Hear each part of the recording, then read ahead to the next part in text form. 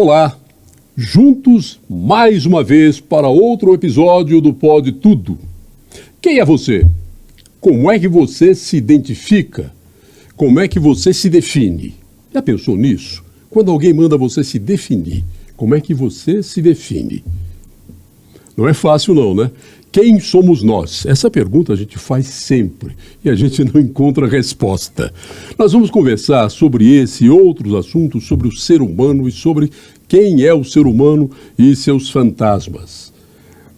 Olha, a conversa é muito boa. Comigo aqui no estúdio tem um psicanalista, jornalista, escritor, Roberto Mello. É com ele o episódio de hoje do Pode Tudo.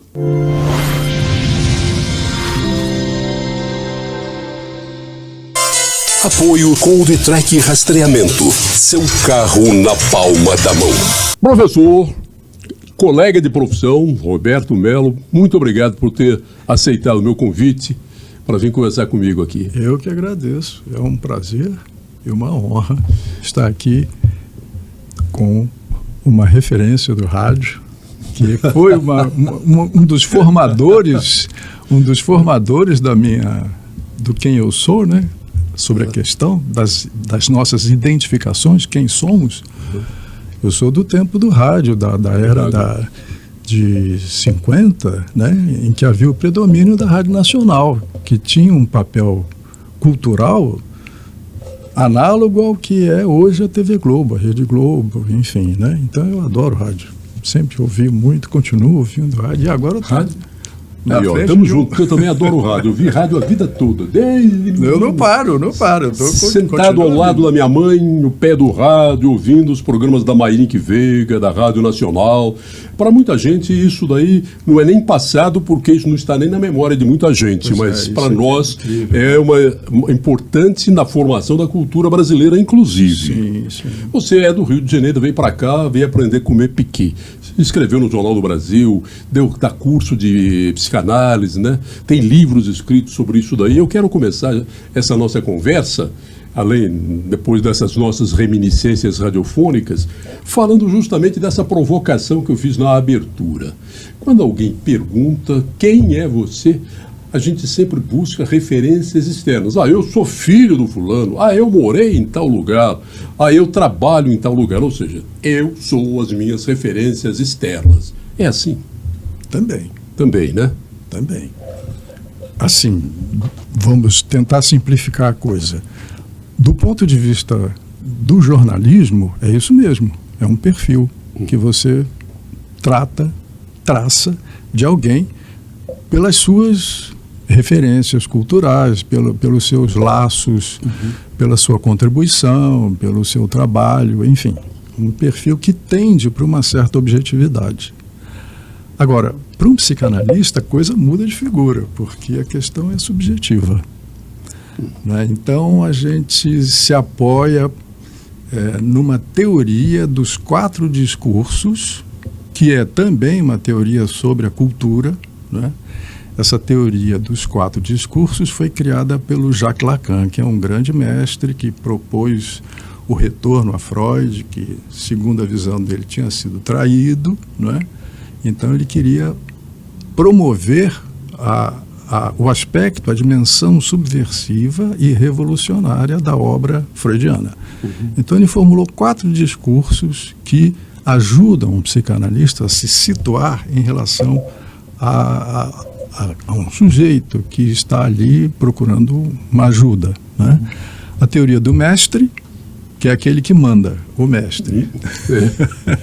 A teoria do universitário, que é o que recolhe o saber, a tradição do saber, e que se ocupa de proteger e de dar continuidade, transmitir para as novas gerações. A teoria da histeria, que é exatamente o núcleo da questão, que o sujeito histérico se indaga: quem eu sou? Histérico, É muito fora do que a gente do senso comum. Não tem nada a ver com isso. Não tem nada a ver com o senso comum. Né? O histérico a histérica em homenagem a elas, que foram elas que inventaram a psicanálise propriamente dita, porque de repente, o analista, o Freud, o supervisor, estava falando muito mais do que o paciente. E aí uma paciente disse: cala a boca, professor. E começou a falar. E nisso o Freud percebeu que estava sendo criado um método novo de tratamento, que não era mais o médico, que não era mais o professor, que não era mais o terapeuta, é alguém que tomou a palavra e começou a falar em nome de si próprio. Não era jogando coisa em cima do paciente, era o paciente jogando coisas que estavam dentro dele. Exatamente. Num método de associação livre, falando o que viesse na cabeça, e depois de algum tempo essas pessoas disseram: estou me sentindo muito melhor depois que eu consegui falar. É a chamada cura pela fala. Né? Isso foi o início da psicanálise, o estado nascente da psicanálise. Então, o discurso do mestre, o discurso universitário, o discurso da histérica e, finalmente, o discurso do analista, que faz esses discursos girarem. Porque, de repente, você tem um problema se você não ocupa as suas possibilidades discursivas, as suas possibilidades de fala. Você fica cristalizado numa única, ou na posição de mestre, ou na posição acadêmica, ou na posição histérica. O discurso analítico não diz nada, só faz girar essas possibilidades de fala. E nisso o sujeito se transforma, obtém efeitos até mesmo terapêuticos, né, em direção à sua verdade. Não é a verdade absoluta, que a gente já desistiu de estabelecer e de procurar. Cada um tem lá a sua verdade parcial em relação ao seu desejo, em relação ao desejo inconsciente, e nós confrontamos o sujeito com essa questão. Você quer o que você deseja? Porque a gente quer do ponto de vista objetivo, do ponto de vista da consciência, mas o desejo é paradoxal. O desejo inconsciente é traquinas, é subversivo. Então a gente confronta o que ele quer com o que ele deseja, e para o sujeito poder fazer a sua escolha. O ser humano é dito civilizado, esse nós socializados, a gente faz uma repressão dos desejos, né? Sim, fazia no tempo de Freud. Teve uma grande mutação. O Freud escreveu O Mal-Estar na Civilização para apontar isso, né? Que os nossos desejos, inclusive, sobretudo, os desejos sexuais, eram brutalmente recalcados. E é isso que ia bater na clínica do Freud. Pessoas que adoeciam porque sofriam uma repressão fortíssima dos seus desejos sexuais. Muita culpa, muita tristeza, né? Essa repressão toda externa e interna por parte de cada um, do sujeito. A psicanálise se desenvolveu a partir daí, dessa desrepressão das pulsões, dos desejos sexuais, para o sujeito ter uma vida um pouco mais satisfatória, pelo menos sexualmente, né? A partir de um certo momento, houve uma mutação cultural que hoje nós não estamos mais trabalhando prioritariamente para desreprimir o sujeito da sua satisfação sexual. Ao contrário. Essa mutação que foi observada pelo Lacan, daí a sua importância na nossa formação, é algo um tanto sutil, mas que todos nós podemos imediatamente reconhecer. Hoje, nós não apenas podemos gozar, a importância da noção de gozo, mas somos obrigados a gozar. Isso muda tudo. O gozo, no sentido amplo, assim, um prazer na vida, né? Mais do que o prazer, é o para além do prazer. Se a gente se limitasse a beber uma taça de vinho, nós estaríamos no registro do princípio do prazer, né? De você se satisfazer com pouco, com alguma coisa que, né? Tá bom. Mas a gente nunca faz isso, né? A gente dá o passo adiante, no sentido de que quer mais e mais. Por exemplo, a questão da droga. Glória. Tem gente que dá vida pela glória. A glória pode ser uma droga, eu falei droga. A glória pode ser incluída como provocando esse apego, eu né, fiz isso à droga. Que tem gente que encontra o prazer na glória, ele luta, dá a vida pela glória. Quer dizer, exatamente. E nesse caminho da glória encontra muita dor. É um excesso. É um excesso. E isso daí foi a grande contribuição do Lacan, que ele conseguiu. Ele disse, o gozo é uma questão complexa, é uma questão científica, é opaco, a gente tem que, a cada caso, tem que saber qual é a posição que leva o sujeito a gozar. O drogado, por exemplo, não é? A gente sabe, tem lá o mendigo, a gente sabe. O sujeito sujo, que não cuida de si, está jogado, enfim. Para além de todas as questões sociais que aí estão pressionando esse sujeito, né? Os moradores de rua, os desabrigados, enfim, para além disso, o efeito psicológico, subjetivo, é o sujeito se tornar aprisionado desse gozo, de não cuidar de si, de não tomar banho. De vez em quando a gurizada dá a indicação desse gozo, né? Não quer se cuidar, não quer tomar banho, não quer se levantar cedo para ir para a escola e tal. O que está operando ali? Um gozo. O que é o gozo? Essa noção é um nó entre o prazer que essa atividade qualquer proporciona e a dor. Eles estão, assim, inextricavelmente ligados. Prazer e dor ao mesmo tempo. Isso é o gozo. Nós padecemos disso. Isso é uma descoberta relativamente recente para a humanidade, nos termos psicanalíticos colocados pelo Lacan. Então, o senhor está colocando aí uma coisa interessante. A criança, ela não foi civilizada ainda. Ela chega com todos os seus desejos latentes, as suas pulsões naturais, e quando a sociedade, por meio dos pais, depois por meio da escola, começam a colocar regras, não, vai tomar banho, olha, está na hora de fazer a tarefa, olha, tem que ir na hora de dormir, quer dizer, começa a colocar regras para ela se adaptar a uma sociedade na qual ela vai viver. Sim. Daí ela começa a ser, entre aspas, civilizada e começa a ser reprimida também. Sim, né? Sim. E isso é um ato civilizatório e, ao longo da vida, acaba gerando até revolta. Eu cansei de ficar pagando boleto, eu cansei de trabalhar, cansei de acordar cedo. Quer dizer, dá umas loucuras de vez em quando. Sim. Não é? Sim, é isso. É a operação recalque, é a operação repressão. Não é? A civilização nos cobra um preço muito alto, que é colocar os nossos desejos, as nossas satisfações sexuais debaixo do tapete, adiar essa satisfação, não se guiar inteiramente por esse princípio do prazer, mas conjugar o prazer com o princípio de realidade. Peraí, né? De repente eu posso entrar numa roubada. Né? Há uma conciliação entre o prazer e a realidade. Nem sempre isso pode ser obtido imediatamente. Então, há uma noção de que o sujeito maduro, ao contrário da criança, o sujeito maduro é aquele que sabe equilibrar o melhor momento para. É capaz de adiar a sua satisfação. Né?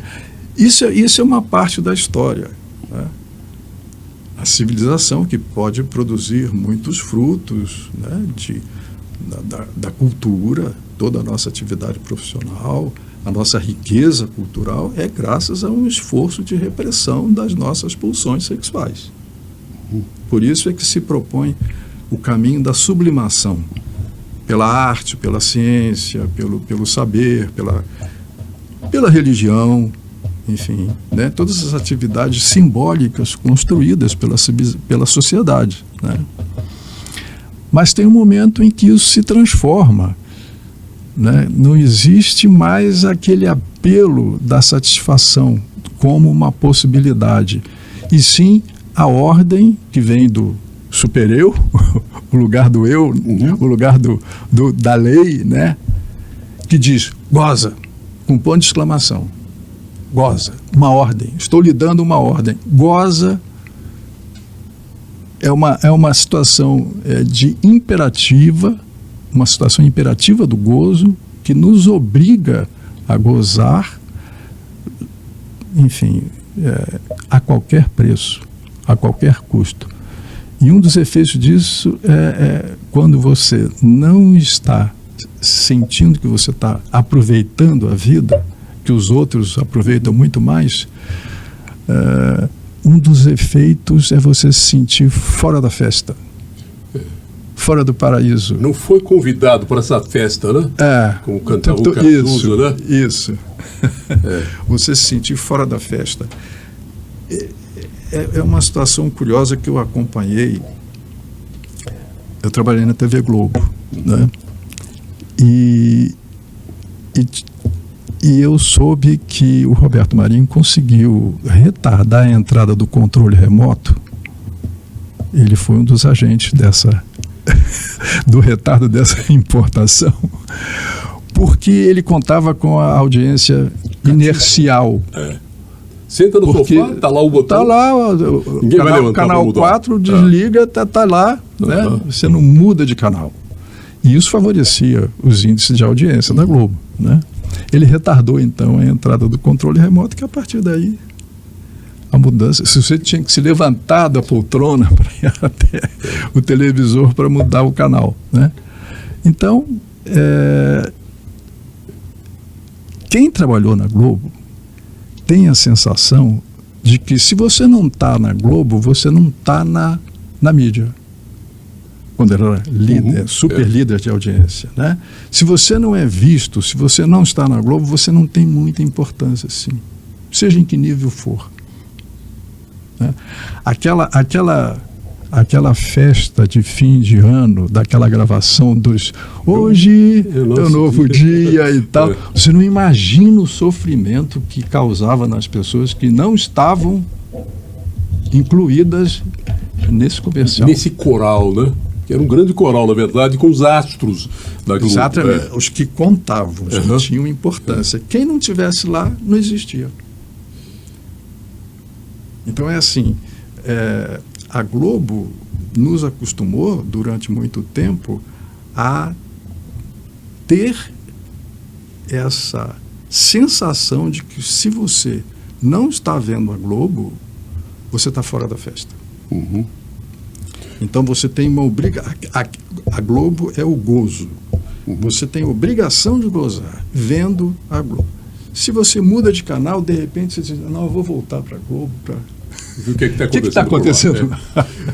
O senhor está contando uma coisa aí que é muito interessante. A gente vê hoje, com a facilidade dos celulares, desses meios eletrônicos, é que a pessoa está num bar ou num restaurante legal, tá? E ele está com o celular, conversando com alguém nas redes sociais, para ver se está melhor onde o outro está.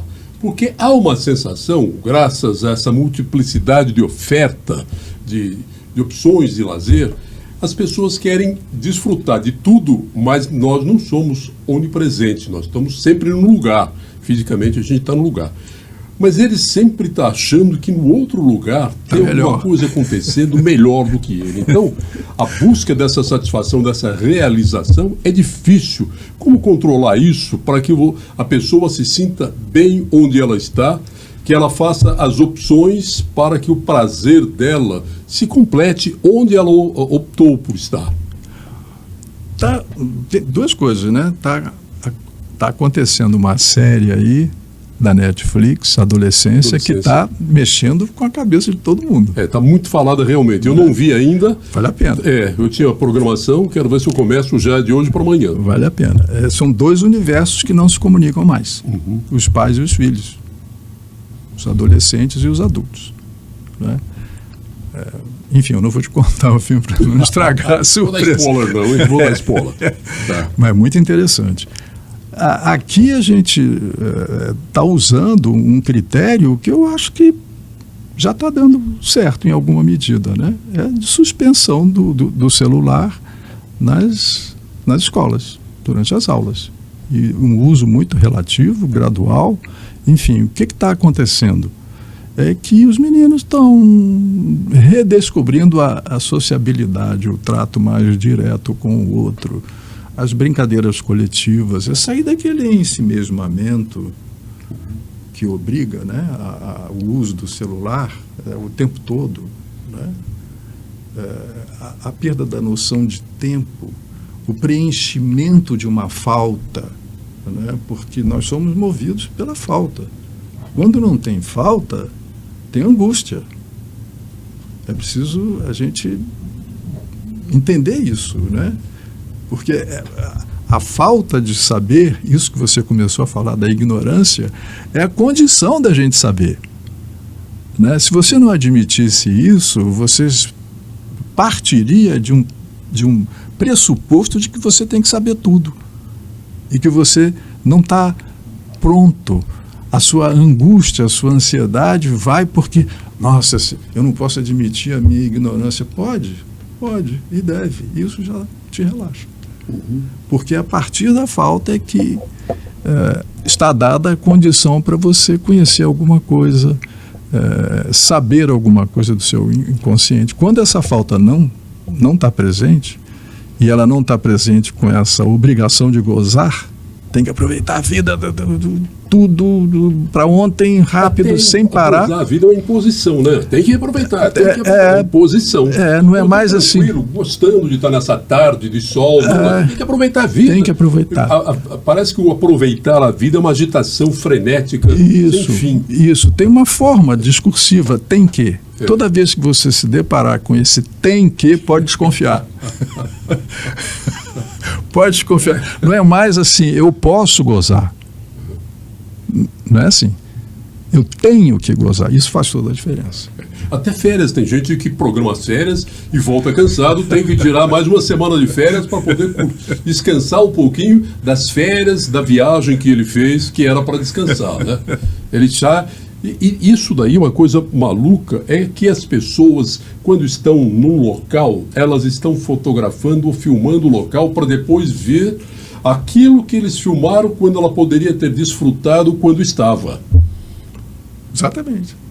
É insano isso, professor. Exatamente, porque tem um negócio esquisito. Ninguém suporta uma sucessão de dias felizes. Vem um dia, tudo bem, vem outro, tudo bem, mas se vier outro, você já começa a se inquietar. Essa tal felicidade, né, é uma coisa que o Freud dizia, olha, na natureza, nem na sociedade, em nenhum lugar existe a exigência de você ser feliz. Ao contrário, nós temos que lidar com essa noção da nossa infelicidade, de trabalhar nisso, né? A nossa dimensão trágica da vida, que a gente vai morrer. Mas a gente não acredita nisso. A gente diz isso de boca. Assim, conscientemente eu sei que vou morrer, mas eu me comporto como se eu fosse mortal. Isso é também uma das descobertas da análise, né? Eu não admito que eu admito assim, para não passar por louco. Não, vamos todos morrer e tal. Mas ele sempre fala no coletivo. A gente sempre fala no coletivo, porque eu não vou falar, eu vou morrer. Não, nós vamos morrer. Tá? Aí é que tá. Quando o cara começa a falar em nome próprio, eu vou morrer, aí ele começa a se aproximar da verdade dele. Que ele é finito. Ele é finito. O senhor falou aí, a gente estava comentando a respeito dessa civilização do ser humano, que ele começa a se enquadrar dentro de uma regra da sociedade e a sociedade evolui.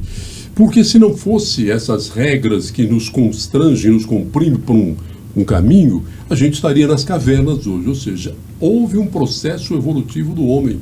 As necessidades foram fazendo com que ele se constrangesse a algumas obrigações e isso levou à evolução. A impressão que fica, e é um dos princípios espíritas, é que não há estagnação. Há uma evolução permanente. E parece que isso ocorre mesmo na sociedade. Como é que a psicanálise trata disso? Eu gostaria de concordar, mas não posso. Não posso. Houve uma evolução em termos tecnológicos. Houve. Mas não houve uma evolução em termos espirituais. Não, né? Em termos espirituais, embora tenha havido uma proliferação de confissões religiosas, né? Sobretudo a partir da Reforma Protestante, que veio deslocar o poder do catolicismo enquanto católico, etimologicamente universal, né? Isso vem sendo quebrado, né? Você tem várias seitas, você tem confissões variadas dentro do próprio protestantismo, né? Então, o avanço da violência, da multiplicidade de guerras, da sofisticação com que hoje se destroem, né, civilizações, os genocídios que nós estamos presenciando atualmente, né, isso é uma proliferação da nossa agressividade, né, em níveis insuspeitados, né? Tem umas coisas que a gente às vezes se surpreende, embora continue ouvindo tantas notícias, pessoas que aparentemente eram normais, de repente dá uma surtada, mata e faz coisas que choca qualquer um, e choca mais ainda saber quem foi o autor, que aparentemente não era daquilo, não era dado aquilo. Nós temos uma face oculta da Lua, né, professor? Temos. Tem uma historiadora, uma psicanalista historiadora francesa, chamada Elisabeth Roudinesco, que escreveu um livro exatamente sobre isso que você está falando, a parte obscura de nós mesmos. Nós botamos para debaixo do tapete a nossa violência, para poder conviver, para poder fazer o mínimo de civilização, não é? As nossas tendências sexuais, as nossas predileções, enfim. Mas basicamente a nossa violência, a nossa agressividade, as pulsões agressivas, né, que são é muito complicado lidar com isso, né? Então reprimimos, né? Mas o fato de estar debaixo do tapete não quer dizer que elas tenham desaparecido. Elas continuam operando, continuam trabalhando, né?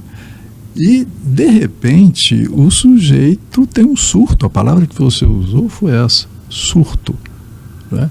Alguma coisa que escapa ao controle, seu controle consciente, né, que faz com que o sujeito mate alguém.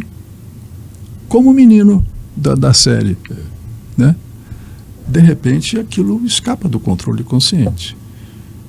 É algo que não sabemos. Por que nós somos muito suscetíveis à opinião do outro? O que o outro pensa sobre a gente é uma coisa... Quer dizer, era para não dar bola.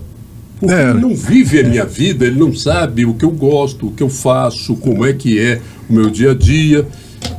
Então, a gente, racionalmente, seria descartar a opinião do outro sobre a gente. Mas há uma força, um poder até coercitivo para se submeter a essa opinião alheia. Sim. Isso é um sintoma, né? É um sintoma. Um sintoma que deve ter alguma patologia implícita. Sim. Sobretudo nos casos de obsessão, né? Os obsessivos eles jogam para a galera. Uhum.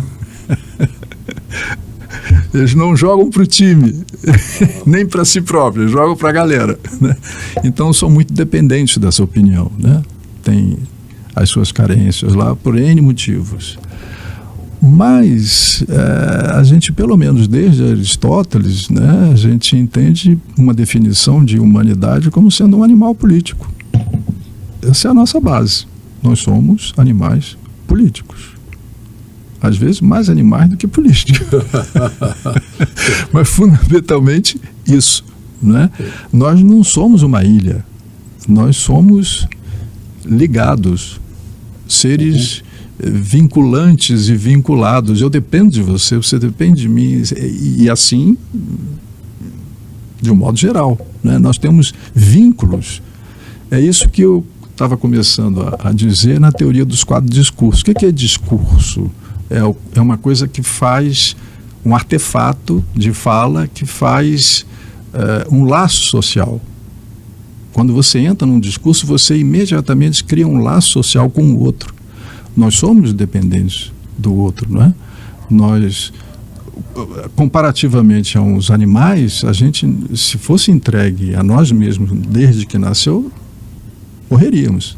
Nós precisamos do outro.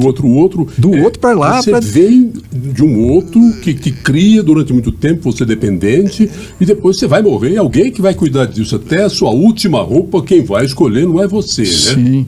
A menos que seja um cara muito detalhista, olha, eu quero essa roupa, nesta posição e flores só, entendeu? Depende. É louco para tudo também, né? Mas, assim, a coerção que o outro exerce sobre comportamentos é uma coisa doida. E tem técnica para fazer a submissão do outro, principalmente usado de forma em nome de Deus. Alguns religiosos fazem com que o outro siga-o de maneira tão obediente que eles abandonam a própria individualidade. Sim. Sim. Claro que quem se submeteu pode estar adoecido, mas quem fez a submissão também é um doente. Sim, sim. O que está em jogo é o poder. Fundamentalmente, na minha opinião, isso. Essa que é a questão nuclear, né? O exercício de um poder que você tem em relação ao outro, né? Tem um filósofo alemão muito famoso que inspirou o marxismo, inspirou o Marx e tal, que é o Hegel, né? Que descreve a relação senhor e escravo. O pessoal anda muito apressado aí em dizer, não, isso não nos serve mais, isso é muito estreito e tal. Eu não penso assim, eu acho que essa relação se mantém, até mesmo dentro de um indivíduo, não só socialmente, né, mas dentro de um indivíduo se concebe que existem certas funções que são consideradas superiores e outras inferiores, né, estabelecendo esse imaginário do que é superior, do que é inferior, a relação senhor e escravo. A luta pelo poder. Quem é que vai assumir e exercer o poder? O exercício assim, das funções sociais sempre exige que alguém tome alguma decisão. Né? Sim. É comum em qualquer grupo, quando faz uma dinâmica qualquer, que precisa de fazer em conjunto, alguém diz, mas quem vai coordenar a gente aqui? É sempre assim, alguém quer ser coordenado. Ele precisa de uma coordenação. Quer dizer, ele acaba se submetendo. Em vez de ele dizer, olha, eu me disponho, ele fala assim, é o Roberto Melo. Ele sempre indica o outro, ele foge da responsabilidade de liderar, de conduzir, né, de se mostrar o que ele pode por aquela comunidade efêmera. Sim, sim. Também é um peso. Sim. Entendeu? Sim. E liderar, ou seja, ser esse político que conduz, o político no sentido mais amplo, não o político partidário, mas o político aquele que lidera qualquer conjunto de seres humanos. Sim. Isso também é um peso e demanda características muito específicas, não? Sim, sim. Por que existe uma maioria, e a gente viu isso no nazismo, no fascismo, Sim. Né? Como movimento de massa, porque o que aconteceu na União Soviética, na Revolução Socialista, tem muito a característica de um golpe de Estado que funcionou muito bem, embora depois tenha conquistado uma adesão de massa. Mas no caso do fascismo e do nazismo, o fascínio do culto da personalidade, né, se estabeleceu desde o início, porque alguém se colocou nessa postura impostora de dizer, vou resolver tudo, é comigo, vamos acabar com os judeus porque eles são os responsáveis pela crise econômica. E depois dos judeus, os deficientes, não precisamos dos deficientes. E depois os ciganos, e depois os homossexuais, e por aí afora. A matança já o genocídio, já reconhecido e tal. Por que as pessoas aderiram ao líder Hitler durante de 39 até 45, são 6 anos de guerra, lutando contra o mundo inteiro, né? Só tinha a aliança do Japão e fracamente da Itália, né? Sustentaram o esforço de guerra, fazendo uma reverência total a um líder despótico que assumiu essa responsabilidade de dizer, é comigo. Toda essa angústia que você mencionou de escolher a responsabilidade do líder, né? Um líder democrático é diferente desse líder, né? Totalitário, né? Alguém que se coloca nessa posição exime os outros de se angustiarem para decidir a sua vida. Eu vou decidir a vida de vocês. Então ela dá sentido à vida de uma coletividade. Foi o que o Hitler fez. O Hitler, qualquer coisa que se fale dele de mal, é isso, cabe, qualquer coisa. Mas ele pegou uma sociedade, ele daqui não é nenhuma defesa, pelo amor de Deus. Ele pegou uma sociedade que a inflação chegava a 23 milhões por cento. Olha, um negócio inimaginável. Era carrinho de mão levando um marco para comprar um pão. Quer dizer, pegou um país que nem existia, absolutamente humilhado pelas derrotas, da Primeira Guerra. Foi um negócio... E ele conseguiu que essa loucura, não vamos pensar que tenha, mas a genialidade dentro da loucura, dentro da desumanidade. Ele reergueu a Alemanha, reergueu o amor próprio dos alemães. Criação do orgulho. Aquele orgulho, né?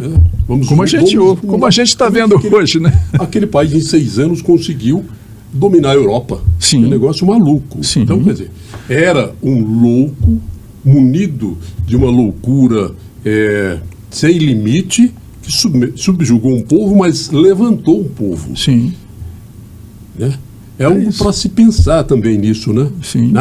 Nada para defender Hitler, mas imaginar que se houver uma liderança que consiga reerguer um povo, que seja para o bem, né? Que seja algo positivo, é possível fazer isso. Sim, acho que sim. Embora isso seja de curta duração. Ele porque resolveu brigar com o mundo todo, né? Porque o Freud tinha uma frase de uma extrema lucidez. Ele dizia que há 3 ofícios impossíveis: educar, governar e psicanalizar. Ele não tirava da reta, não. Ele também estava lá no meio, né? Estava no meio. Ele chega num limite em que as coisas não vão. O senhor que trabalha com análise, com a psicanálise, conversando com o paciente, ele nunca vai dizer tudo. O senhor possível. Ele vai chegar num limite e o senhor vai dizer, você vai dizer para ele até aqui onde eu conheço de você. Mas ainda tem muito porão nesse cérebro aí, não tem? Sim, e aqui eu vou recorrer mais uma vez ao Lacan, que dizia: eu não posso dizer toda a verdade, faltam palavras. A importância da linguagem, né? Eu não posso dizer tudo, não por uma inibição ou um disfarce ou uma falsidade assim. Eu não tenho palavras para dar conta de certas dimensões psíquicas, vamos dizer. Tem alguma coisa que transcende o meu vocabulário, a minha linguagem, a minha aptidão para o saber, para o conhecimento. É alguma coisa que hoje se entende como sendo a noção de real. Tem um troço aí que não tem sentido. Uma coisa que não tem sentido. A gente vai avançando, vai conquistando e tal, mas tem sempre alguma coisa que resta, que não é absorvida, que não é compreendida, que não entra no seu saber, de um modo geral. O Freud tratou dos sonhos, né? Que até hoje é um mistério. Eu morei numa casa que tinha um jogo do bicho. estudava, trabalhava, tá? Tinha o quarto alugado e a casa toda, durante o dia, tinha jogo do bicho. Em cima da mesa tinha um livro dos sonhos, de interpretar sonhos. Sonhou com não sei o que, uma grande chuva, aposte em peixe, não tem nem peixe, né? No jogo do bicho. Não, aposte no cavalo, meu cavalo. Tinha sempre uma interpretação interessante, mas sempre voltada para uma utilidade. Aquele sonho que eu tive não era nada onírico, não, a sonho, ou seja, eu fui inspirado para jogar no bicho. O sonho, qual a finalidade dele na visão psicanalítica? É o caminho real para o inconsciente. Essa era a definição básica do Freud. Os sonhos revelam o que está se passando no inconsciente de alguém. É o caminho de preferência, né? Quando você não sabe qual é a opinião que você tem a respeito de uma pessoa, você dorme, sonha e, se você sonhar, você chega a uma conclusão, não do que a pessoa seja, mas daquilo que você pensa a respeito dela. É a melhor revelação em termos de desejo inconsciente. Então seria muito bom começar a prestar atenção nos sonhos. Foi o que o Freud fez. Ele largou a medicina. Ele era um médico.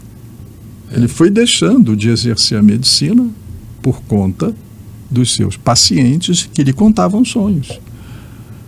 Né? Ele deixou de publicar o livro básico da psicanálise, que é a interpretação de sonhos. Ele terminou antes para esperar chegar o ano de 1900. Ele disse, bom, aqui é um marco, né? Aqui a gente está começando um novo saber. Aqui é a psicanálise. Antes era a medicina, agora é a psicanálise. O Freud sofreu muito com câncer na boca e Sim. usou muito ópio, né? Usou Sim. muito a cocaína, quer dizer, Sim.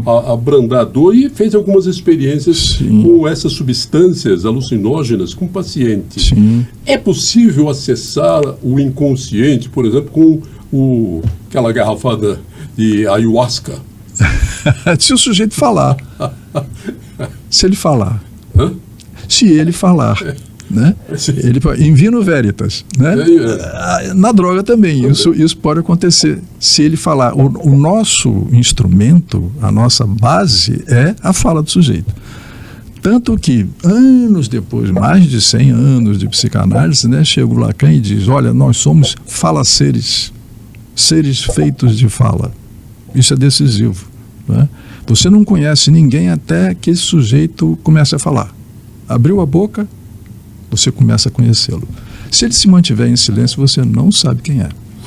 Mas nós também não falamos aquilo que a gente sente. Não falamos, porque se todo mundo falasse aquilo que pensa, não haveria mais amizade, não haveria casamento, não haveria namoro, não haveria emprego, nada se sustentaria. Isso daí é uma coisa muito séria, até porque esse aparelho celular é um negócio muito pessoal. Você escreve o que quer, fala o que quer, e isso, inclusive, é garantido pela Constituição, né? O direito de eu me expressar como eu quero. Eu mando uma mensagem, eu falo mal dos amigos que estão aqui presentes, não tem problema, mas é entre eu e você, entendeu? Quando alguém fuçar nesse aparelho, que seria estar cometendo uma ilegalidade, a gente está vendo muito disso, nenhuma amizade sobreviveria, nenhuma relação, porque a gente fala mais espontaneamente, uma coisa eu falo com um, outra coisa eu só falo com outro, quer dizer, a gente não consegue ser nem 50% absolutamente claro naquilo que a gente quer. Ainda bem. Vou fazer aqui uma leve defesa da hipocrisia social. É preciso um certo grau de hipocrisia para você manter o convívio, senão é a guerra. Senão é a barbárie, senão é o outro. Que, aliás, está acontecendo, né? A gente está caminhando para essa barbárie, né? De as pessoas não se conterem mais na tal da liberdade de expressão, né? Não levar em conta, não ter mais esse tato com o outro, né? Essa paciência de ouvir o outro, de entender as razões do outro, né? É uma polarização, assim, ou está a meu favor ou está contra mim. O que é uma coisa bíblica. Em determinado momento, Jesus ensinou isso. Né? Então, é grave. É grave. O que me faz pensar, será que essa polarização vai um dia terminar? Eu sou cético em relação a isso. Então, esse é um aspecto, né, da uma certa hipocrisia para você manter a vida, não dizer na lata o que você pensa do seu interlocutor, porque... O senhor que faz uma análise, participa de terapia psicanalítica, ele pode melhorar no quê? Vamos assim, nesse mundo prático. E como é que ele... que leva ele a buscar um psicanalista? As mais variadas e insuspeitadas razões. Né? Então, por isso é que, voltando ao início da nossa conversa, a ignorância é decisiva. Uhum. A nossa ignorância é uma ignorância especial, sim, não é a ignorância crassa, né? É a chamada ignorância douta, que se inspira em Sócrates. Né? O nosso patrono é Sócrates, só sei que nada sei. Uhum. Né? Então vamos tomar isso como base para eu saber a minha ignorância, de ter a consciência da gravidade dos problemas e de me colocar numa posição de escuta para saber o que o outro vai falar. A priori não dá. Não dá. É a limitação, por exemplo, que o psiquiatra tem. Ele tem que saber. Ele tem que ter um painel, o saber psiquiátrico, né, estatístico, fizeram até o manual disso, né? Se você tem 3 meses de ocorrência, você está deprimido e para a depressão tem um remédio tal. Uhum. É a medicalização da existência, né? Que eu assisti o podcast que você fez com o Lisandro. Ele tratou disso. Exatamente. Não foi? É isso. Eu disse que a gente está apontando aí, né? Você vive numa sociedade insuportável, né? E você fica deprimido. Mas tudo bem, nós temos um remedinho aqui para a sua depressão. O que me chama a atenção... Você tem que adaptar as pessoas a algo que é absolutamente inadaptável, hostil. Ninguém suporta uma pequena tristeza, 2, 3 dias é doença. Força, não é doença. É doença. Então ele tem que saber previamente se ele tem tais sintomas, então tais e tais remédios. O psicanalista é muito mais livre, né? Porque ele não supõe de cara que o sujeito seja um doente, em primeiro lugar, né? Se alguém chega para mim e diz assim, eu fui ao psiquiatra, o psiquiatra diz que eu sou um bipolar. Eu pergunto, o que é um bipolar? Eu não embarco nessa definição prévia. Isso me dá uma liberdade de escuta, o exercício da minha ignorância. Porque o que ele me responder, de repente, ele descobre muitas coisas a respeito dele que ele não sabia que sabia. Isso é uma análise. O sujeito descobrir, por meio da escuta analítica, um saber que ele já sabia, só que ele não sabia que sabia. Uhum. Ele não tinha conseguido dar um nome para aquilo, né? Não tinha acesso consciente ao seu inconsciente. Mas o inconsciente estava lá, operando, decidindo, condicionando as ações, comportamentos, valores, a maneira de amar, a maneira de transar, a maneira de trabalhar, enfim, tem uma sobredeterminação inconsciente. Nós acreditamos nisso, né? Isso foi recalcado. No decorrer da análise, pela associação livre, de falar o que lhe ocorrer, né, ele vai descobrindo uma coisa que ele... Tipo, eu já sabia disso. Não sabia. Isso é o mais bonito, porque não sou eu que digo para ele. Eu crio condições para que ele reconheça o saber inconsciente recalcado dele. Mas imagina o sujeito depois de psicanalizado. Ele rompe com todo mundo, né? Essas coisas que eu tenho, ele acaba mudando a forma de ver o mundo e pode mudar, inclusive, a tribo dele, não? Pode acontecer, né? Se ele tiver cacife para enfrentar o mundo inteiro. Mas, certamente, ele pode ter uma vida melhor para ele. Para ele. Eu não sei o que é uma vida melhor para ele.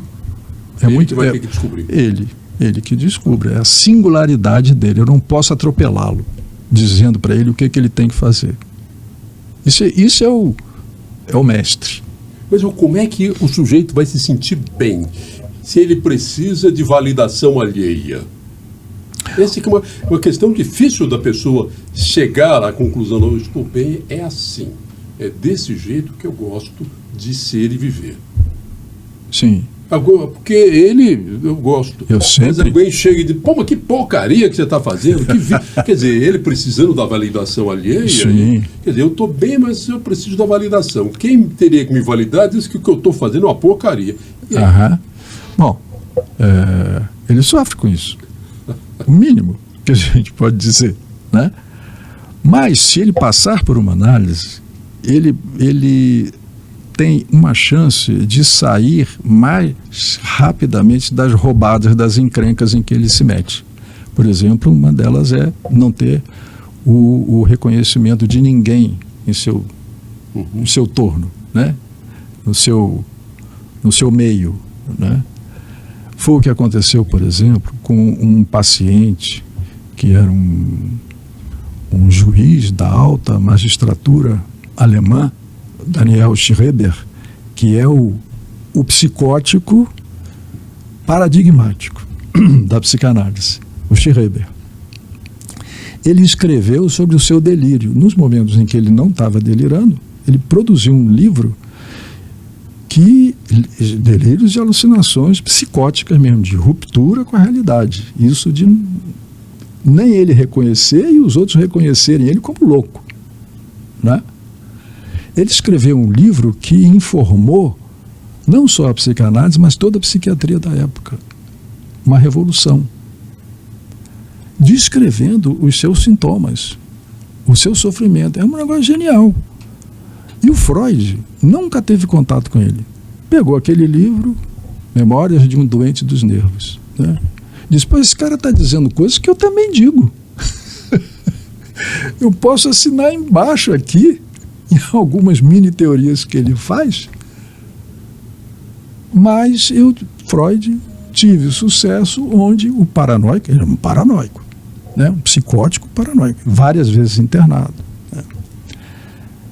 Freud, tive sucesso onde o paranoico fracassou. Que sucesso foi esse? Foi o reconhecimento. Ele obteve o reconhecimento dos seus pares. Não importa se... o Freud ficou falando sozinho 10 anos. Produzindo e nada. Um grande silêncio. De repente, os médicos começaram a se dar conta e dizer, pô, esse cara está dizendo uns negócios que não servem. Foi aí que a coisa obteve esse reconhecimento. Então, essa falta de reconhecimento, nós não podemos viver sem ela, né? Em algum nível ela se dá. Mesmo assim, não se pode dizer que o Freud não teve reconhecimento nenhum. A sua família o apoiou. A sua mãe o apoiou. Ele era o queridinho da mamãe. E isso, às vezes... Os queridinhos da mamãe não se dão mal, não. Tem uns que se dão muito bem em termos de sucesso e tal, né? Algum reconhecimento ele teve. E depois é a história, né? Eu quero retomar, para a gente encerrar, aquele começo que eu disse como é que as pessoas se definem e falei das nossas relações exteriores que nos definem. Mas eu nunca vi ninguém se definir mais ou menos, que é poético. O Rubem Alves, que também era pastor e psicanalista, né? Ele é mais poético quando ele conta as coisas. A gente precisa escutar mais, a escutatória é fundamental. Eu também retomo ele, mas eu quero também falar de Manuel de Barros, que gostava de ver passarinho, gostava de ver o riacho, o peixe, a formiga. Quer dizer, nós nunca nos definimos como se não, eu gosto da brisa da tarde de outono. Mas uma coisa deliciosa, eu gosto de sentar na beira do riacho assim, ficar vendo borboleta. Que a gente nunca se define por aquilo que nos dá prazer, a gente se define pelas nossas utilidades. Sim, qual é a pergunta? Não é? Sim, mas vamos dar um passinho adiante. essa questão que me chega na clínica a respeito de quem sou eu, né? Esses sujeitos que estão sofrendo. A pessoa precisa de uma análise porque ela procura um analista, já procurou médico, não funcionou, procurou um analista para dizer, ó, quem que eu sou? Sou homem? Sou mulher? Sou gay? LGBT? QI? A mais e tal? Tudo isso que está rolando, a diversidade sexual hoje, que está sendo, né, motivo de tanta hostilidade, morte, né, violência muito grande, violência contra as mulheres, está um momento esquisito, né, que tem aparecido de assassinatos, né, motivados pela misoginia, né, é uma coisa incrível, incrível. Então, do ponto de vista analítico, nós estamos dentro do discurso da histeria. É só no discurso da histeria. Quando o sujeito frequenta o discurso da histeria, é que ele se indaga qual é a dele. Discurso da histeria. Isso é o discurso da histeria, tecnicamente. Que, ele se indaga sobre a sua identidade, a questão da identidade. Eu sou homem, eu sou mulher, eu sou gay, LGBT, não importa. Quem sou? Se eu me indago a respeito de quem sou, eu estou submetido, mesmo que eu não saiba disso, ao discurso da histeria. Essa foi a questão das primeiras histéricas. Se achar que elas não sabiam se eram mulheres num corpo de homens, se eram homens num corpo de mulher. Elas não sabiam do seu nojo à sexualidade, da sua repulsa, né? Não sabiam, e por isso inventaram uma ciência, né? Começaram a se questionar, colocar o sofrimento humano, singular, transformar esse sofrimento não numa coisa qualquer, mas numa questão. É isso que a gente valoriza, quando o sujeito transforma o sofrer dele num questionamento. Estou com dor de cabeça, digo, pô, mas por quê? O que determinou essa minha dor de cabeça? E, de repente, o sujeito vai falando, nem fala de dor de cabeça na análise, de repente ele se dá conta e diz, pô, aquela dor de cabeça sumiu. Não tinha nenhuma lesão orgânica, né? E desapareceu. As primeiras histéricas tinham a cegueira histérica, o aparelho funcionando direitinho. Eram cegas, não viam. Tinham paralisias dos membros inferiores, insensibilidade dos braços e tal. Falando, obtendo reconhecimento e uma espécie de amor, porque isso é uma atividade amorosa, transferencial, né? Obtinham resultados terapêuticos. De repente começaram a andar, começaram a sentir, a se restabelecer, né? Um dos efeitos da análise são os efeitos terapêuticos, mas que não devem ser buscados antecipadamente. Isso ocorre como um subproduto da própria atividade psicanalítica. Meu colega de profissão, como jornalista, claro, Roberto Mello, que é psicanalista, é escritor. Essa conversa nossa a gente pode tocar durante 3 dias, que tem muita coisa para falar, e a gente vai ter que trazer o senhor outras vezes aqui para conversar sobre nós, seres humanos, e essa nossa caminhada nesse planeta, que ela tem um começo e tem sempre um fim, e esse meio é muito tumultuado. Foi um enorme prazer conversar com você, receber você aqui no estúdio, para essa conversa agradável. Que bom, eu lhe agradeço essa chance, inclusive de conhecer você pessoalmente. O prazer foi meu. Só te via nas ondas, então de vez em quando na tela e tal. Se alguém quiser te acompanhar nas redes sociais. Sabe que eu não tenho? Não tenho. Isso precisa ser um psicanalista para analisar isso, hein? Hans Mariano, aqui a minha testemunha. Hans Mariano, são 2 amigos que estão aqui, o Hans e o Wildin, que também já foi personagem de conversa nossa aqui. O Hans é também radialista, Hans Mariano, Júnior Mariano, que a gente conhece há muito tempo. Tá aí, então eles cuidam da sua rede social. Eu queria deixar aí para quem quisesse buscar mais informações, saber alguma coisa. Algum livro a recomendar? Assim, eu estou fazendo um livro, está em fase de edição, com os amigos lá em Belo Horizonte. São a coleção dos meus artigos na revista Ermira. é uma revista digital, tal. E você deve conhecer do meio jornalístico, né? Os editores são Rosângela Chaves, que era editora do Magazine, do Popular, e Luiz Araújo Pereira, professor da Federal e tal. São os editores da Ermira e me abriram as portas, né? E eu fiz lá umas coisinhas. E agora eu estou juntando essas coisinhas para passar para livro, para papel. Eu até recebi, o Hans me mandou um dos seus artigos na Ermira. Sim. Eu estava ouvindo o Manuel Bandeira. Né? Sim. Eu conto um pouco da sua vida lá no colégio no Pedro II. Né? A gente vai falar sobre isso nessa próxima conversa que a gente vai ter aqui sem dúvida nenhuma. Tá Muito bom. obrigado por ter vindo. Foi um enorme prazer te receber aqui. Um prazer grande meu. E a você que acompanha essa conversa, por favor, se inscreva no canal, comente, participe, né? Mande para a sua rede de contatos, porque isso ajuda a gente a conseguir apoio para produzir conteúdo. Até o nosso próximo encontro aqui, no Pode Tudo.